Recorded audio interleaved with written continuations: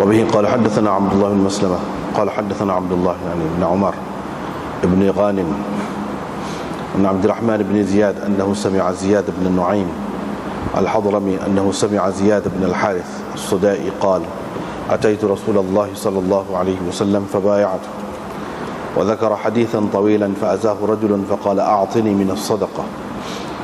فقال له رسول الله صلى الله عليه وسلم: إن الله لم يرضى بحكم نبي ولا غيره في الصدقات حتى حكم فيها هو، فجزأها 8 أجزاء، فإن كنت من تلك الأجزاء أعطيتك حقك.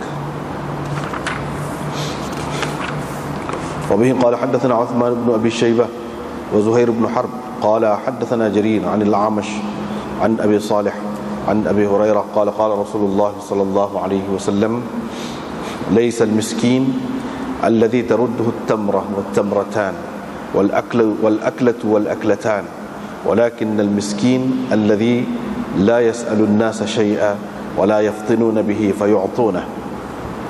وبه قال حدثنا مسدد وعبيد الله بن عمر وأبو كامل المعنى قالوا حدثنا عبد الواحد بن زياد قال حدثنا معمر عن الزهري عن أبي سلمة عن أبي هريرة قال: قال رسول الله صلى الله عليه وسلم مثله، ولكن المسكين المتعفف.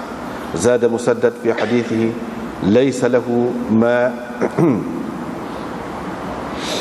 يستغني به، الذي لا يسأل ولا يعلم بحاجته فيتصدق عليه فذاك المحروم. ولم يذكر مسدد المتعفف الذي لا يسأل. قال أبو داود: روى هذا محمد بن ثور وعبد الرزاق عن معمر، وجعل المحروم من كلام الزهري وهو أصح.